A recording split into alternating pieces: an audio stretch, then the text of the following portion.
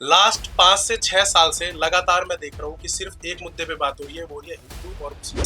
South में प्रज्वल रेवाना नाम के जो एमपी थे बीजेपी के, 2970 वीडियोस, इंडिया का सबसे बड़ा सेक्स स्कैंडल उसे बोला, जो कर्नाटक की वुमेन कमीशन की सेल की हेड है। उन्होंने बोला कि आज तक इंडिया में इससे बड़ा सेक्स स्कैंडल नहीं निकला, लेकिन उसके बारे में किसी ने बात नहीं करी। इससे पहले किसानों पर गाड़ी चला दी गई बीजेपी के द्वारा, एमपी के द्वारा, उस पर किसी ने बात नहीं करी। किसान आंदोलन हुआ, कोई बात नहीं हुई, कोई चर्चा नहीं। कांग्रेस का कोई नेता जिसकी बीजेपी कुछ टाइम पहले तक बहुत बुराइयां कर रही थी, वो अगर बीजेपी में शामिल हो जाता है तो वो गंगा है। लोगों को लगता है कि एनआरआई हमारे ऊपर बहुत प्राउड कर रहे हैं, हमारे विदेश में बहुत इज्जत है। ऐसा नहीं है। हंगर इंडेक्स में साल भर साल हम नीचे गिर रहे हैं। हमारे यहाँ भुखमरी से आज भी बच्चे मर रहे हैं। मोदी जी उन पर बात नहीं करते। मोदी जी कहते हैं कि कपड़ों से पहचान लिया जाएगा उन लोगों को जो देश में पीछे कर रहे हैं। मोदी जी बोलते हैं कि आपके मंगलसूत्र छीन जाएंगे। देश जो है ये जिस तरफ चल रहा है, वहां आगे सिर्फ गर्त है और बर्बादी है। उसको बचाने का सबसे अच्छा इलाज है कि थोड़ा लोग जागरूक बने और व्हाट्सएप यूनिवर्सिटी के ज्ञान से अच्छा किताबों का ज्ञान अच्छा। नमस्कार, मेरा नाम अभिषेक। बदलाव देखिए सर, बहुत सारे बदलाव हुए हैं। सबसे पहला बदलाव हुआ है लोगों के माइंडसेट पे, उनकी आइडियोलॉजी पे। जैसे आज से कुछ टाइम पहले जब मैं बात करता था 2014 से पहले, तो मैं खुद बीजेपी को बहुत सपोर्ट करता था। मोदी जी के लिए मैंने खुद बहुत काम किया है, क्योंकि मैं बीजेपी से जुड़ा था कुछ टाइम पहले तक। उससे पहले तक जो लोगों के बीच में बात होती थी, वो बात होती थी रोजगार के ऊपर, सड़कों के ऊपर, बिजली के ऊपर, पानी के ऊपर। लास्ट 5 से 6 साल से लगातार मैं देख रहा हूँ कि सिर्फ एक मुद्दे पे बात हो रही है, वो हो रही है हिंदू और मुस्लिम। आपने नीचे भी बच्चों से इंटरव्यू लिए, जब बच्चों से आपने बात की तो बच्चों ने क्या बोला कि उनके लिए बहुत बड़ी अचीवमेंट ये थी कि राम मंदिर बन गया। लेकिन क्या बच्चों को ये, हम डेली हमें पढ़ाना पड़ता है बच्चों को कि राम मंदिर में बीजेपी का इन्वॉल्वमेंट है ही नहीं। इलाहाबाद कोर्ट ने जब 2010 में वर्डिक्ट दे दिया था, उसके बाद उन्होंने सुप्रीम कोर्ट में चैलेंज करा, और सुप्रीम कोर्ट का ये वर्डिक्ट था जिसमें कि ये सब हुआ। मोदी जी को वो किस तरीके से जोड़ रहे हैं और किस तरीके से कोर्ट और उनका आपस में रिलेशन दिखा रहे हैं, ये हम किसी ना किसी तरीके से कह सकते हैं कि मीडिया का इस मामले में बहुत बड़ा रोल है। एक्चुअल में जब हम टीवी ऑन करते हैं, डिजिटल मीडिया पे आप लोग हैं, लेकिन जब हम टीवी ऑन करते हैं इसमें पूरे दिन न्यूज चलती है। वो हमारे बड़े बुजुर्ग हैं, हमारे पिताजी, हमारे माता जी हैं, वो क्या न्यूज देख रहे हैं और वो क्या हमें सिखा रहे हैं, इससे हमें बहुत ज्यादा फर्क पड़ता है। जैसे कि आज तक या जी न्यूज या एबीपी न्यूज, बहुत बड़े बड़े चैनल्स हैं। इन पे जब आप किसी एंकर को होस्टिंग करते हुए देखेंगे, तो सवाल से ज्यादा वो लोग खुद ही सवाल पूछते टाइम आंसर देते हैं, और वो चाहते हैं कि सामने वाला पर्सन जिससे वो सवाल पूछा जा रहा है वो वही आंसर दे। तो इसकी वजह से जो नेगेटिविटी फैल चुकी है, वो मुझे लगता है कि मिटानी बहुत ज्यादा मुश्किल है। कायदे से अभी इतना बड़ा मुद्दा हुआ साउथ में प्रज्वल रेवाना नाम के जो एमपी थे बीजेपी के, वो मुद्दा किसी भी बच्चे या किसी भी लोग जिनसे भी आपने इंटरव्यू लिया, किसी ने उसके बारे में बात नहीं की। 2970 वीडियोस, इंडिया का सबसे बड़ा सेक्स स्कैंडल उसे बोला, जो कर्नाटक की वुमेन कमीशन की सेल की हेड है। उन्होंने बोला कि आज तक इंडिया में इससे बड़ा सेक्स स्कैंडल नहीं निकला, लेकिन उसके बारे में किसी ने बात नहीं करी। इससे पहले किसानों पर गाड़ी चला दी गई बीजेपी के द्वारा, एमपी के द्वारा ही, उस पर किसी ने बात नहीं करी। किसान आंदोलन हुआ, कोई बात नहीं हुई, कोई चर्चा नहीं। तो हम इन चर्चों को भूल के सिर्फ और सिर्फ धर्म की राजनीति कर रहे हैं, धर्म के बारे में बात कर रहे हैं, और ये हमें पीछे ले जा रहा है। चलिए, धर्म के विषय में आपने बात की, आपसे एक बात करेंगे। यहाँ पर कहीं न कहीं गार्जियंस की कहीं कमी नहीं ना आपको नज़र आती है कि आज के समय हम देखते हैं बच्चे स्कूल तो जाते हैं, लेकिन आप ग्रामीण क्षेत्र में जाओगे, दिल्ली के अंदर तो भी बहुत जगहों पर होते हैं, बहुत छोटे-छोटे बच्चों की उम्र नहीं हो पाती, उनकी फ़ोटो पोस्टर पर चिपकी होती है कि आज हम अभिनंदन करते हैं इनका और उनका।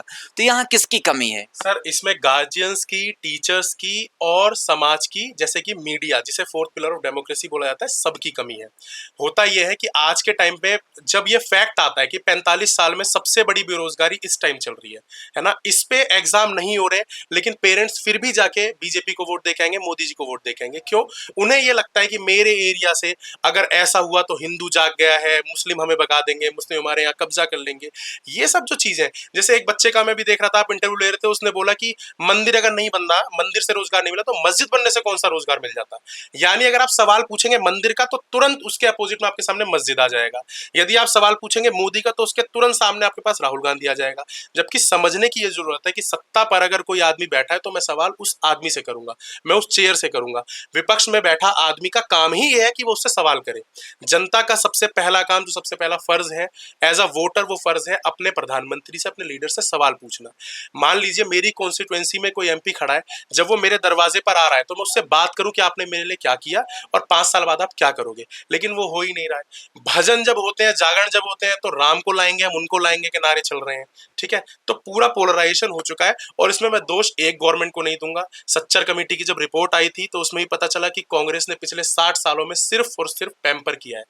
अगर उनको करना होता तो मुस्लिम्स आज इतने पिछड़े ना होते, ये सच्चर कमेटी में बता चुकी है। तो अच्छा, एक चीज़ आपने कमेटी की बात की है, मैं इस पे बात करूँगा। एक साथ इसका विषय में हम बाद में बात करते रहेंगे। अभी एक हुआ था इलेक्टोरल बॉन्ड्स के लिए या फिर चुनावी चंदा के लिए, इसका जो घोटाला हुआ, इसमें कोई सरकार क्यों नहीं बात कर रही है? इस पे सरकार इसलिए बात नहीं कर रही क्योंकि घोटाला इलेक्टोरल बॉन्ड का मेरे हिसाब से फाइनेंशियली सबसे बड़ा घोटाला माना गया। अरुण जेटली ने ही इसका अनाउंसमेंट करा था और ऐसा घोटाला है जिसकी एक्चुअल में ज्यादा हाईलाइट किया ही नहीं गया। इलेक्टोरल बॉन्ड का घोटाला आप देखेंगे मैक्सिमम चला ट्विटर पर, डिजिटल मीडिया पर। नेशनल न्यूज पे इलेक्टोरल बॉन्ड के घोटाले की चर्चा हुई नहीं, इसलिए लोगों को आज तक पता ही नहीं कि इलेक्टोरल बॉन्ड का घोटाला हुआ किस तरीके से। कैसे आप 2,000 करोड़, 3,000 करोड़ या कितना भी रुपया अडानी अंबानी सिर्फ इस बात के लिए कि आप बाहर जाके मेरी डीलिंग करें, वो उस चीज के लिए पॉलिटिकल पार्टी को चंदा दे रही है। जब मेरा किससे डिस्कशन होता है कि भाई आपने इस बॉन्ड पे इस घोटाला जो इलेक्टोरल बॉन्ड घोटाला है इस पे बात क्यों नहीं की, तो वो लोग कहते हैं देखो चंदा तो सब देते हैं, पार्टी को चंदा देना उनका काम है और सब दे रहे हैं। तो इसको दबा दिया गया है और बहुत प्लान्ड तरीके से दबा गया है। एक्चुअल में क्या है कि ऑर्गेनाइजेशन आज के टाइम में बीजेपी सबसे बड़ी ऑर्गेनाइजेशन बन गई है, तो वो जो भी कर रही है कॉन्स्टिट्यूशनली बहुत माइन्यूट तरीके से, ऑर्गेनाइज तरीके से कर रही है, जिसकी वजह से चीजें दबा दी गई है। अच्छा, एक चीज़ हम आपसे ये पूछना चाहेंगे कि कहते हैं कि बीजेपी विपक्ष पार्टी ये कहती है कि बीजेपी वॉशिंग मशीन है। तो कितना सही क्या इस पर देखिए इस पे मैं तो अपने विचार क्या रखूंगा, लेकिन हाँ ये बात ठीक है कि अगर बीजेपी के अंदर जैसे कांग्रेस का कोई नेता जिसकी बीजेपी कुछ टाइम पहले तक बहुत बुराइयां कर रही थी, वो अगर बीजेपी में शामिल हो जाता है तो वो गंगा है, वो उसे तुरंत पवित्र कर देती है, उससे सारे पाप धुल जाते हैं, इस बात में कोई डाउट नहीं है। जैसे कि अगर आप बात करें नवजोत सिंह सिद्धू की, तो वो कहते थे सरदार है लेकिन असरदार नहीं है, लेकिन नवजोत सिंह सिद्धू जब खुद कांग्रेस में चले गए तो सरदार असरदार भी हो गया। तो ये कोई बड़ी बात नहीं है, राजनीति में तुरंत दोनों तरफ वॉशिंग मशीन है, जो जहां जाएगा वो वहां धुल के निकलेगा और चमकता हुआ निकलेगा। चमकता हुआ नहीं? जी। अच्छा, एक बात हम आपसे ये कहना चाहेंगे बच्चों के लिए, क्योंकि हम एकेडमी में बैठे हुए हैं, तो बैग झंडे में क्यों बदल रहा है? किसकी कमी है? देखिए सर बहुत ही इंपॉर्टेंट सवाल है, बैग झंडे में क्यों बदल रहा है? देखिए सर, इसमें कमी टीचर्स की है, इसमें कमी गार्जियंस की है। जब आप उन्हें पढ़ाएंगे कि गांधी ने इस देश के लिए कुछ नहीं करा, ये देश गांधी की वजह से बर्बाद हुआ, आज हम पिछड़े हैं नेहरू की वजह से, तो कहीं ना कहीं ये हमारी फॉल्ट है। जब हम किसी को हिस्ट्री पढ़ाएं, जब उसे पढ़ाएं तो इस तरीके से पढ़ाएं कि उसका माइंड न्यूट्रल रहे। अगर पहले ही हम उसको बायस तरीके से पढ़ाएंगे तो माइंड बैग झंडे में भी बदलेगा और कुछ टाइम बाद उस बैग में अंदर झंडे भर के किताबों के अलावा बच्चे लाएंगे भी। आपको मैं मैक्सिमम बता रहा हूँ कि इस इंस्टीट्यूट में मैक्सिमम बच्चे जिनको टीचर्स जब पढ़ाते हैं, इवन मैंने यूपीएससी की फैकल्टीज भी देखी हैं, मैं और मैम जैसे बैठे, मैम ने अभी कहा हम फोकस करते हैं कि चीजों को न्यूट्रल रखें। जब हम बच्चों को पढ़ा रहे हैं तो उनको न्यूट्रल तरीके से पढ़ाएं। लेकिन ऐसा होता है, मैंने मैक्सिमम देखा है कि बच्चे बोलते हैं कि गांधी जी ने देश बर्बाद कर दिया, गांधी जी ने कुछ नहीं किया और आजादी हमें लेट मिली क्योंकि गांधी जी की वजह से। सरदार वल्लभ भाई पटेल अगर पीएम होते तो हम आज बहुत आगे होते, जबकि सरदार वल्लभ भाई पटेल के रहने तक, जब तक वो जिंदा थे, अस्तित्व में थे, तब तक चुनाव ही नहीं हुए थे। तो लोगों को हाफ नॉलेज जो है, जो व्हाट्सएप यूनिवर्सिटी का ज्ञान सुबह सुबह उनके मोबाइल पर आ जाता है, उसकी वजह से लोग बहुत पिछड़ गए हैं और जरूरत है थोड़ा सा जागरूक होने की। और इसमें सबसे ज्यादा जो रोल है मेरे हिसाब से, आप लोग अगर बुरा ना माने तो मैं क्लियरली बोलूं, वो मीडिया का काम है। मीडिया का काम है जागरूक बनाना, वो ऐसी न्यूज दिखाए, वो ऐसी चीजें दिखाए लोगों को कि लोग उसके खिलाफ जागरूक हो। यहाँ चलिए, आप मीडिया का दोष दिया है, सभी मीडिया एक जैसी नहीं होती। दूसरी बात, आपने कहा व्हाट्सएप यूनिवर्सिटी से जो बच्चों के बीच में आता है, क्या देश के प्रधानमंत्री के पास भी व्हाट्सएप यूनिवर्सिटी से जाता है क्या? देश के प्रधानमंत्री ही व्हाट्सएप यूनिवर्सिटी के संचालक हैं। देश के प्रधानमंत्री जब बोलते हैं कि बांग्लादेश की आजादी में मेरा बहुत बड़ा हाथ है, देश के प्रधानमंत्री बोलते हैं बिल गेट्स से कि माइक्रोसॉफ्ट के जो ओनर थे वो आए थे, उनसे बोल दिया कि हमारे यहाँ बच्चा पैदा होते ही एआई करता है। वो ऐसे बयान जब दे रहे हैं तो एक्चुअल में वो हमारे देश को गिरा रहे हैं। लोगों को लगता है कि एनआरआई हमारे ऊपर बहुत प्राउड कर रहे हैं, हमारी विदेश में बहुत इज्जत है, ऐसा नहीं है। हंगर इंडेक्स में साल भर साल हम नीचे गिर रहे हैं, हमारे यहाँ भुखमरी से आज भी बच्चे मर रहे हैं। मोदी जी उन पर बात नहीं करते। मोदी जी कहते हैं कि कपड़ों से पहचान लिया जाएगा उन लोगों को जो देश में पीछे कर रहे हैं। मोदी जी बोलते हैं कि आपके मंगलसूत्र छीन जाएंगे। मोदी जी बोलते हैं मैं उनकी बात कर रहा हूँ जिनके यहाँ बच्चे ज्यादा पैदा होते हैं। तो ये सारी चीजें जो दिमाग में डाली जा रही हैं और ये जो फैन फॉलोइंग मोदी जी की बन गई है, इसको फिलहाल मिटा पाना बहुत मुश्किल है और इसको मिटाने का सबसे महत्वपूर्ण काम जो कर सकता है वो मीडिया और टीचर्स है। मीडिया और टीचर्स के साथ आपसे एक सवाल, ये जैसे कि सभी जनता के बीच में ये फैला हुआ है कि 370 हट चुका है, तो इस पर क्या पूरी तरीके से ये हटा हुआ है? देखिए 370 का एब्रोगेशन जो था, पहली बात तो मैं उसमें बीजेपी का सपोर्ट करता हूं, क्योंकि 370 हटना इसलिए भी जरूरी था कि 370 की वजह से बहुत सारी वहां महिलाओं का शोषण हो रहा था। दूसरी जगह अगर वो शादी कर ली तो उनका प्रॉपर्टी से दखलंदाज, कश्मीर में जाने पे प्रॉपर्टी आपको नहीं मिलती। बहुत सारे फैक्ट्स थे जो 370 को पार्शियली हटाए जाने पे ठीक हो गए हैं। बट दिक्कत यह है कि 370 के ऊपर, जैसे मैं आपको बता रहा हूँ, बहुत ज्यादा काम मीडिया का, और मीडिया में सिर्फ प्रेस ही नहीं आता, मीडिया में मूवीज भी आती हैं। अभी रिसेंटली एक मूवी आई थी आर्टिकल 370 जिसमें एक्ट्रेस थी यामी गौतम। मेरे दोस्तों ने या मेरे संबंधियों ने जब उन्हें देखा तो उन्होंने बहुत तारीफ करी कि बहुत फैक्चुअल मूवी है।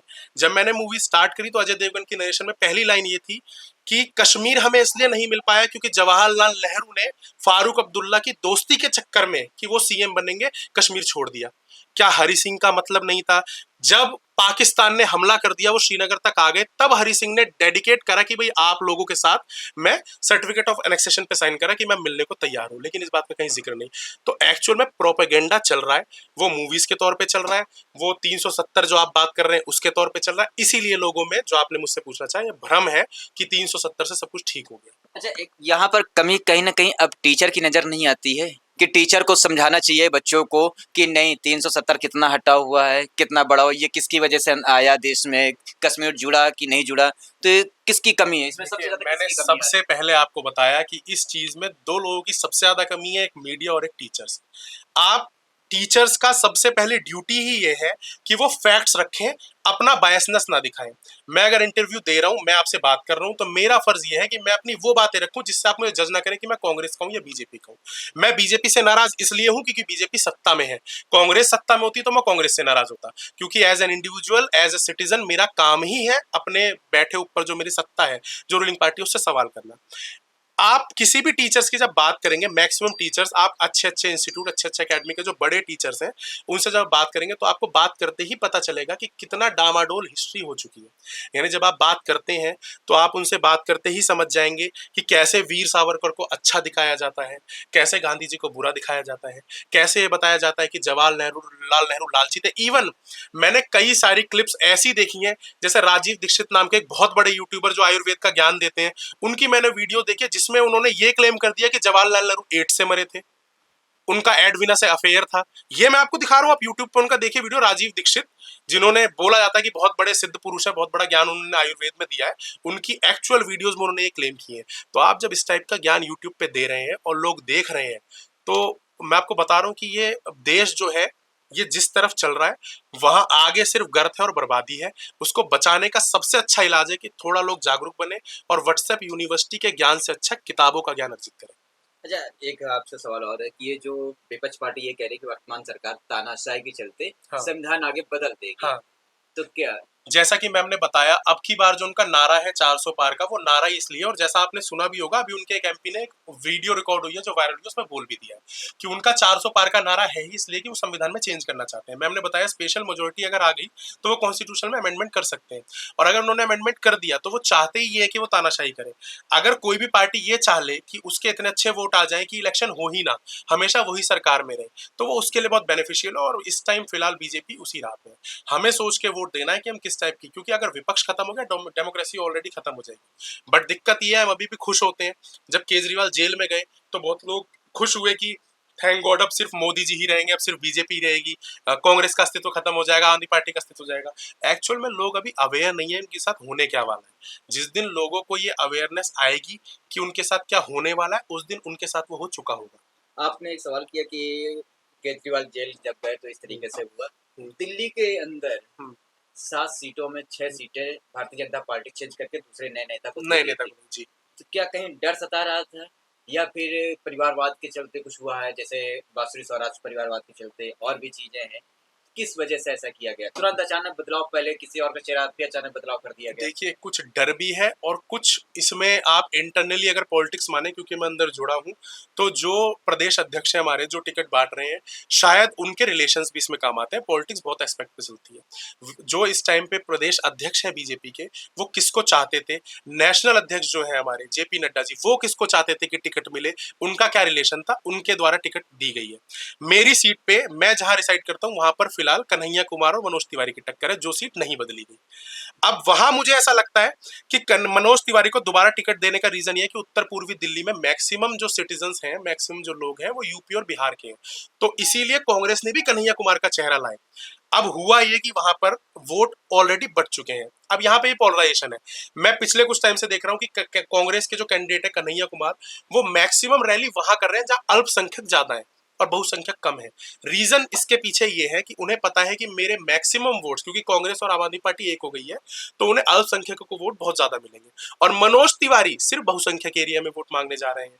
तो अब वहां कंपटीशन इस बात का है, देखना इस बात का कि किस तरीके से कौन सी घोड़ा कौन सी सीढ़ी बैठेगा। मतलब आपने कहा घोड़ा कौन सी सीढ़ी बैठेगा, जी, मतलब कि पार्टी ने बिहार के 2 लाल को उतार दिया। जी जी जी। अभी उत्तर पूर्वी दिल्ली में बिहार के 2 लाल उतरे हैं आमने सामने, एक मनोज तिवारी और एक हमारे कन्हैया कुमार। चलिएगा, बहुत बहुत धन्यवाद, आपने जो समय अपना दिया।